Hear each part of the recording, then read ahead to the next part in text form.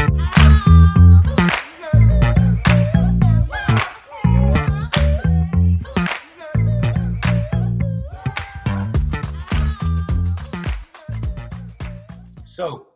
here we are with Ms. Brittany Chang, the Chief Executive Officer of Flatter Incorporated. I'm J.R. Flatter, the Chief Learning Officer and the Chairman of Flatter Incorporated. And we're an intergenerational family-owned business, as you might likely know. So father-daughter conversation, CLO, CEO conversation. Talking today about how do you build a strong culture in an organization. Brittany, I know you've been the CEO for a few years now. You've been part of the company for 15 years or so, off and on, full-time since, I think, 2010. CEO for the last 3 or 4 years. Yeah, time's been flying. Yeah, absolutely. So what does building a strong culture mean to you as the CEO of a growing small business? Yeah, for us, it's just really, really important as a differentiator in our industry, and also just creating the type of company that we want to lead and that we want to come to work to every day. I think it's one of the things that, especially in our industry, we're in federal contracting, and we do professional services and consulting services for the federal government and other commercial customers too. But a lot of times our employees are working on government site, and they're working in SCIFs, or they're on a military installation, and they're not all in one building. They're not co-located. So we really have to work overtime to create a corporate culture where everyone feels like they're a part of something other than just working for their government customers. So Sure. I think, we say culture probably every day, and we talk about it every day, because that's what we do as a headquarters, is create this, cohesive something that we're offering outside of what we do on government site. Okay. So how do you go about building that culture, especially a lot of people who are going to listen to this or watch this or working virtually?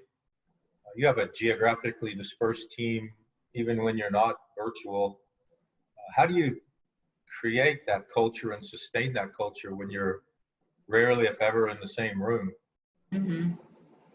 Yeah, and I think it's been a challenge for everyone. No one expected this pandemic, and we didn't expect that, one day we were just going to be told we couldn't come into the office, and we, couldn't work face to face with our team.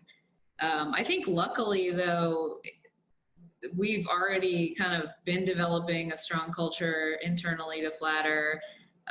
We've already let working moms, for example, work on salary while at home with their infant.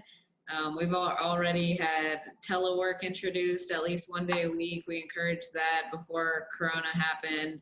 So I think a lot of the things we already had in place, because we already know that, the next generations, the millennials and the Gen Zs, they really value flexible work environment. So that's something we kind of already had begun building, but certainly it's been amplified with the pandemic. So I think we've just been trying to maintain our communication in a little bit different way, and sending care packages to employees while they're at home with their kids. We've sent crayons and coloring books and different learning activities for kids who are out of school. Made sure that all of our employees had masks and hand sanitizer and whatever they needed that maybe they couldn't find in the stores, especially in March and April. So we're just trying to continue what we've always been doing, but from a distance, and just being there for the employees for what they need in this particular time. Yeah, it sounds like you guys are far out in front in a lot of these issues that are on everybody's minds right away. I think you and I have read the same book, The Culture Code. Is that the one that we shared? I think that's the name of it. Yeah, that's the one. Yeah, and they talked about the 3 things that you need to build a diverse and inclusive culture. When those words roll off of your tongue, what do they mean to you, first of all? Diverse and inclusive. Mhm. as a CEO?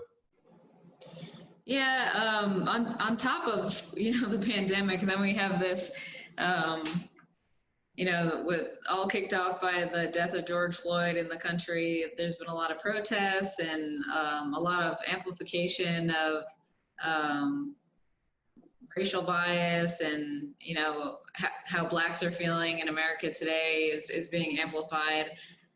So of course, I think every organization or most leaders are kind of looking internally and saying, how can are we doing what we need to do in this space of inclusivity and diversity?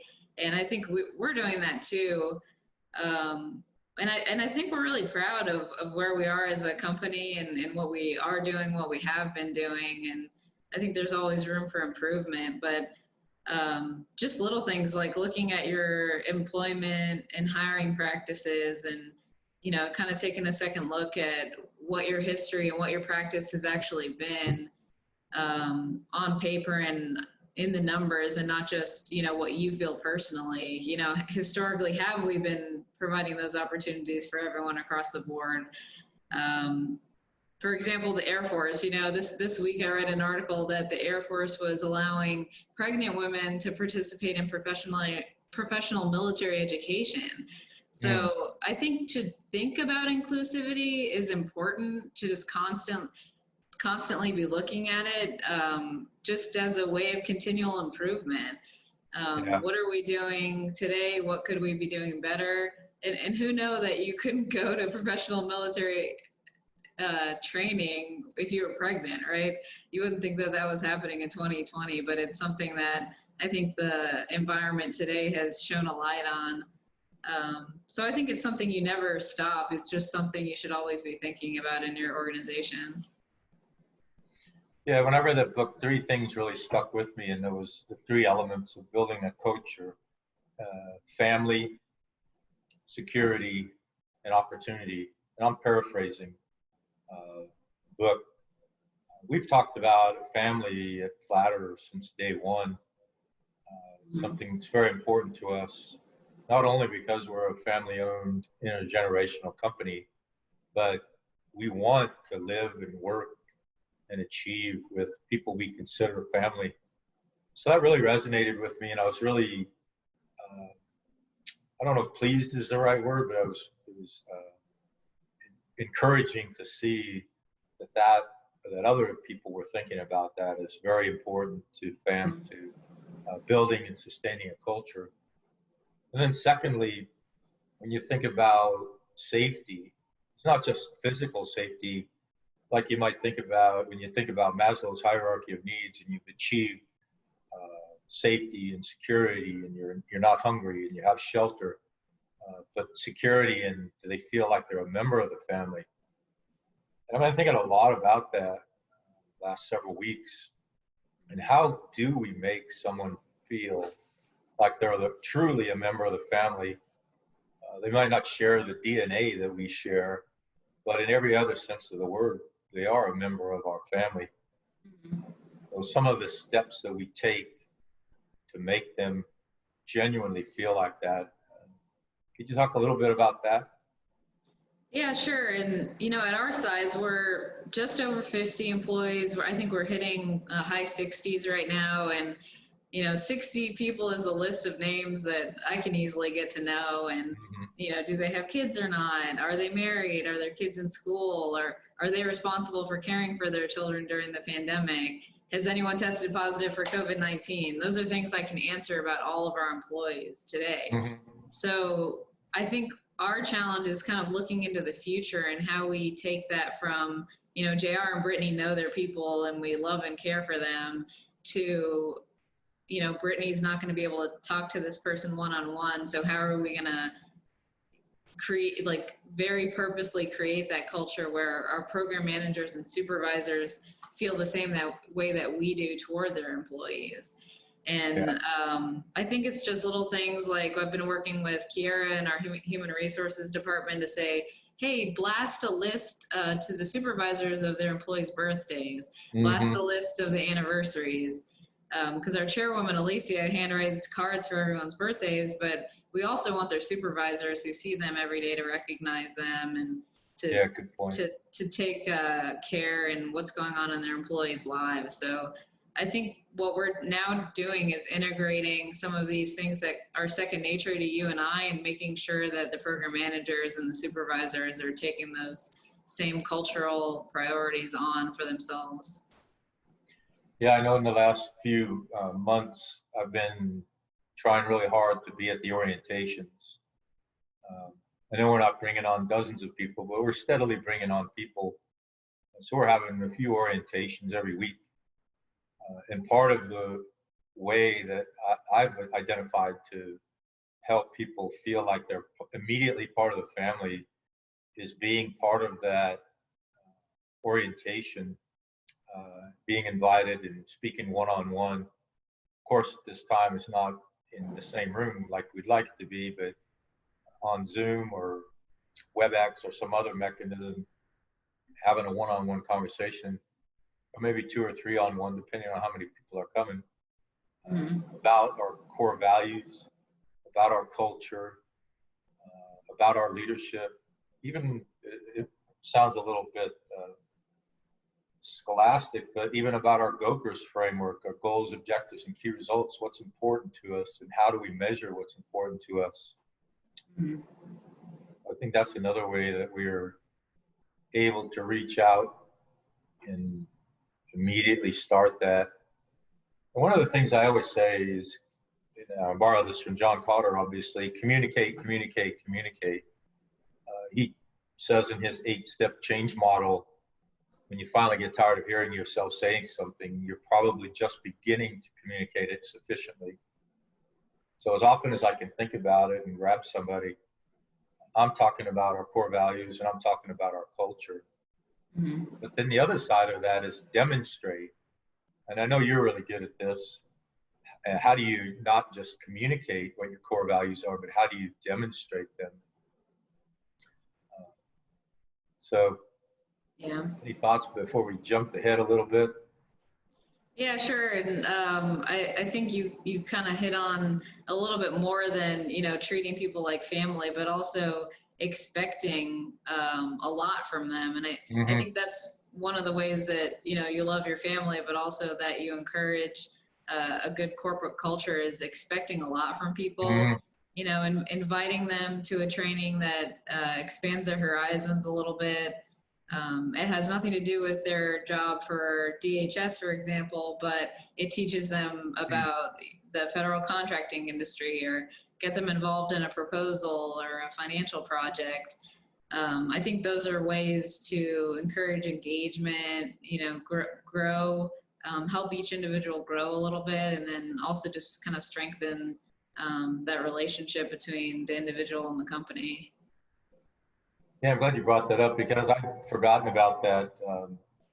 We just finished the 12-week education and training seminar with our program managers and our senior technical leads. So spending 12 weeks introducing them to our program management style, our business development style, and our operations style, and helping them through building their GOKRS, their goals, objectives, and key results, communicate that, waterfall that down to their teams. I think that's a really invaluable differentiator for us, that we do talk the talk and walk the walk. And we are waterfalling down very purposefully through our leaders down to every person on the team. And even with our customers, doing purposeful outreach, purposeful development activities with our customers. I could name 2 or 3 that I'm in an ongoing relationship with that's strengthening our personal and professional relationship along those same lines. And they remark on it all the time, how different it is and how valuable it is to them. Which brings me to our core values. We haven't mentioned them out loud yet, but certainly there's something that's on my mind a lot. I'm confident they're on your mind a lot. Try to keep them relatively simple so that we can remember them and talk about them and more importantly, demonstrate them. So I'm just going to rattle them off, and hopefully I don't have a senior moment here, but pursue work that excites us. As I look at our portfolio of business, we're very excited about the work that we're doing. We're very excited about continuing to grow our footprint in those customer spaces. And our team is very excited to be serving in the capacity they're serving. Most of our jobs, most of our customers are some kind of service, either Homeland Security, Department of Defense, Department of State, serving the country in some capacity, and everybody gets a special appreciation for being able to do that. Secondly, pursuing service before profit. Of course, revenue has to exceed expense, or else we'd all have to go home. We are a for-profit business, but being a small intergenerational family-owned business, we have the luxury of deciding what work we're going to pursue and deciding how big and how quickly we want to grow. So we purposely put service to our customers and service to our nation before our profits.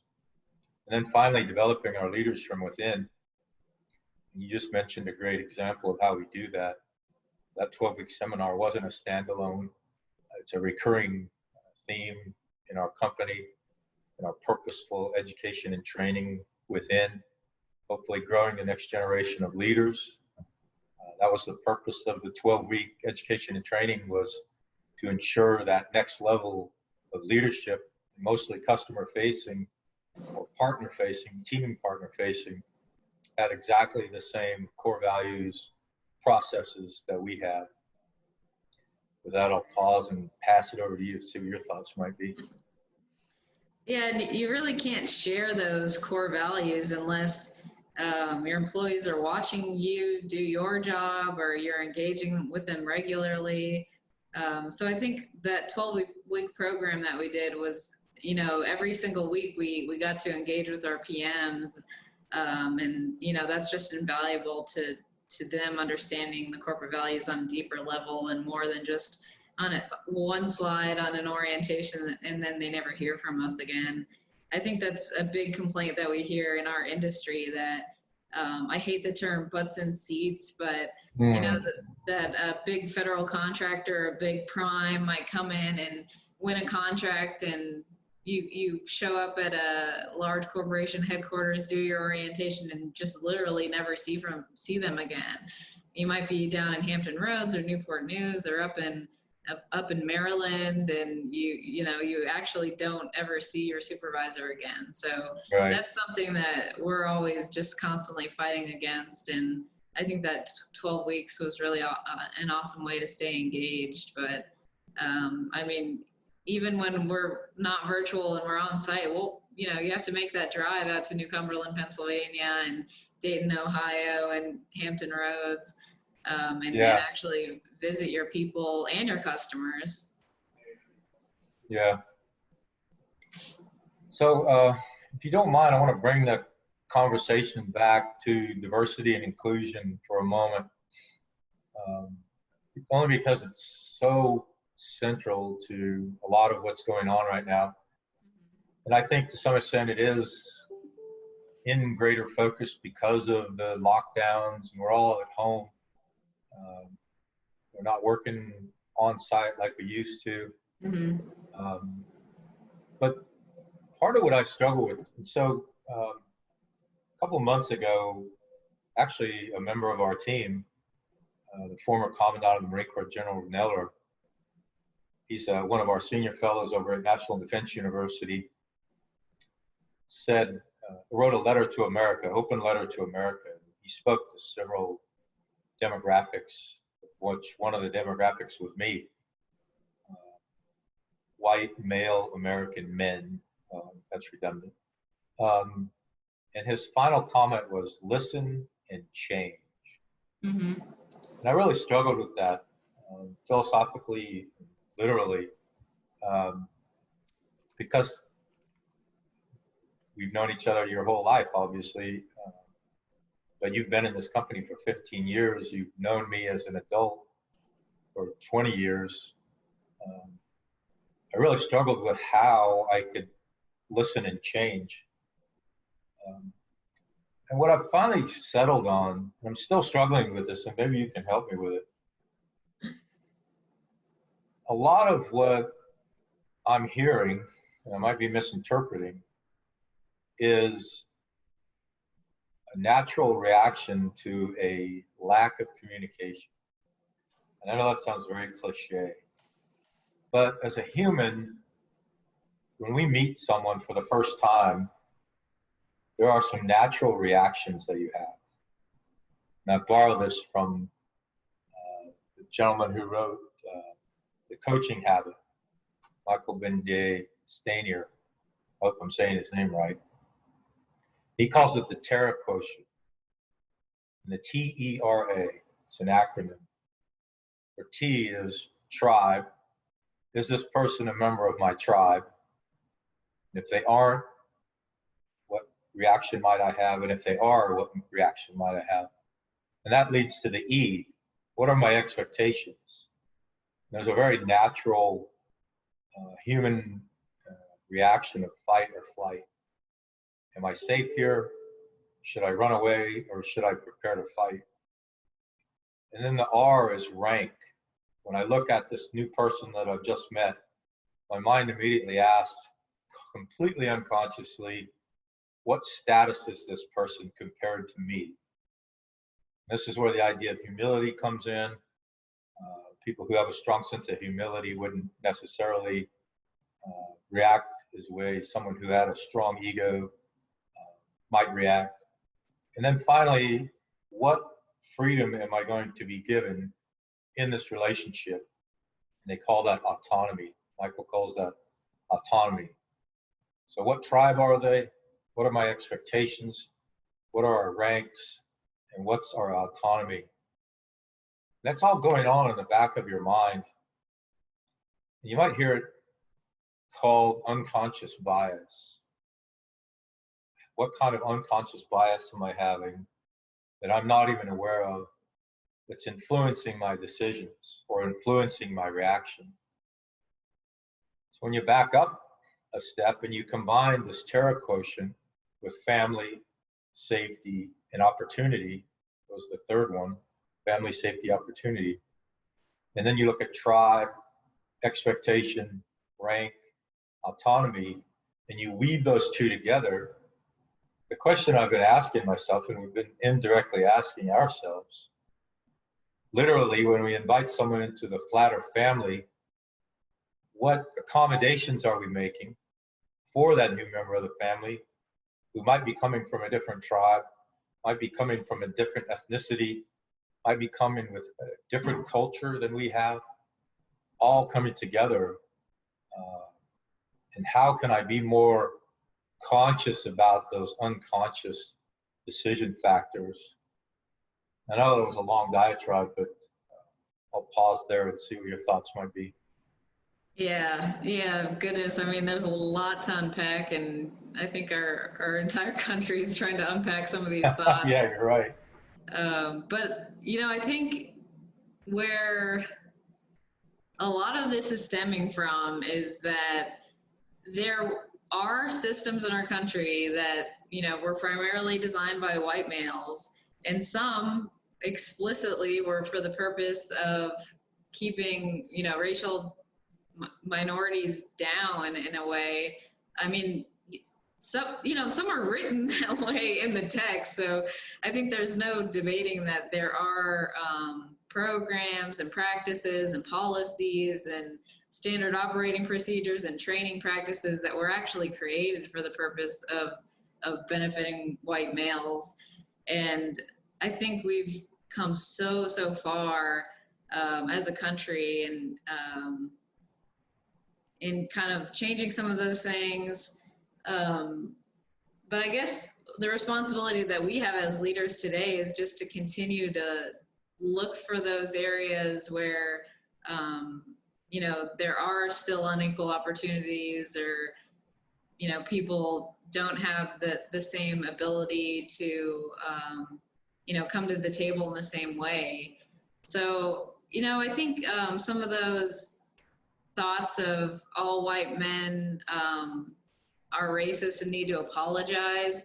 I feel like that does not help move these dialogues forward in any way, because just what you said about having a culture of safety, in order to have genuine and trustworthy dialogue, everyone needs to feel safe. Mhm. The, Mhm. the black man, the white man, the Hispanic woman, we all need to feel safe. And so Yeah. I think, part of our responsibility as leaders as well is to not, to present ourselves in a way that's not polarizing, and you really truly are welcoming, and you really are creating an environment where people can engage in an open dialogue. And let's look at those policies that we think we might need to change, or let's call out those practices that are not right. And Yeah. I think we've done a lot of the work as a country, and we just need to continue down that path and continue doing that good work. Just like the Air Force did this week when they said, hey, if Yeah. you're 30 weeks pregnant, it's your choice whether you want to go to this training event or not. And we're not going to tell you you can't. And if you don't feel up to it because you have a high risk pregnancy or you don't want to do it, you don't have to. But, as a woman, you then have that equal opportunity. Yeah. So, I think as humans, we all come from different experiences and backgrounds, and you just have to look at every single individual and be sensitive to, what shaped them and what brought them where they are today. Yeah, I hear you loud and clear. And when I think about General Neller's challenge to listen and change, um, I'm listening.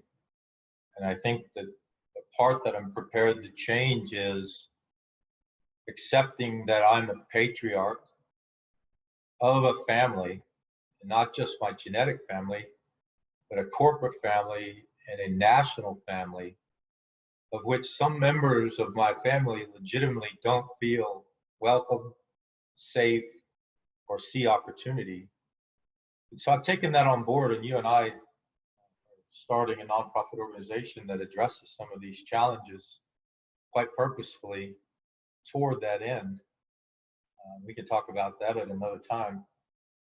Um, so I fully accepted my leadership role. I fully accepted that in genuine faith, there are members of my family, male and female, of different ethnicities, different economic backgrounds, that don't feel safe, don't feel welcome, don't feel like they have opportunity. And I'm going to do something about that. So I thank General Neller for that. But the part I'm still struggling with, and I don't ever want to have these conversations get on a political platform, so I'm quite purposely not doing that. But a lot of what we're talking about is economically disadvantaged as well as ethnically disadvantaged. Right. They go so hand in hand. Um, they're inseparable. And a lot of what the nation has done in the last 60 years to attempt to alleviate economic disadvantage has had exactly the opposite effect, and actually economically oppressed the very people that they were espousing to pull from poverty. Mm-hmm. And that until we recognize that and accept that, we're just going to continue to go down the same rabbit hole. Mm-hmm. I don't know what your thoughts might be. Yeah, I mean, there are definitely problems when you have, entire zip codes of school districts where kids are coming out of school illiterate. Yeah. Like, those are things that absolutely need to be addressed. And we talk a lot about, the disparity of officers, that you don't see as many black Mm-hmm. officers as white per the population that we have in the United States. And, that's why you and I think education is so, so important. You have to go all the way back to elementary school. You can't, Mm-hmm. you can't recruit every eligible minority and create them into officers. You have to start with the education system and the inequalities there, and then feed the pipeline equally. So we'll start chipping away at it as we can. But I think that's probably the biggest problem that our country has right now. And I think it's easy to kind of focus on the police and arresting practices and things like that. But I think we need to go back way back all the way to kindergarten and start looking at what's going on in the school system, and how to lift some people into literacy as step one, and then see where that takes us. And it's going to feed all the other things. It's going to feed the officer pipeline. It's going to feed corporate leadership. Mm-hmm. It's just going to have exponential rewards. And I think we do it little by little as much as we can, but bringing on employees and getting bachelor's degrees and Mm-hmm. PMPs, I think that's it's a little later in their life, but you can still flip the switch on and help people in your small community. Yeah, you scared me a little bit in the beginning because you mentioned Gen Z.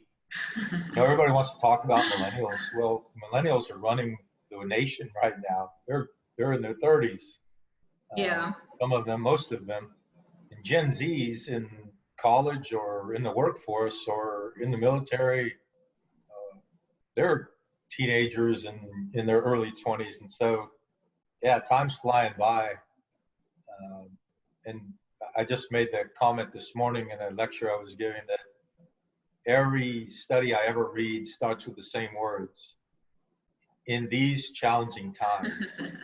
So we have to get past convincing ourselves that our time is more challenging than any time ever past or any time in the future, and start dealing with the challenges and stop dismissing them because they're so challenging.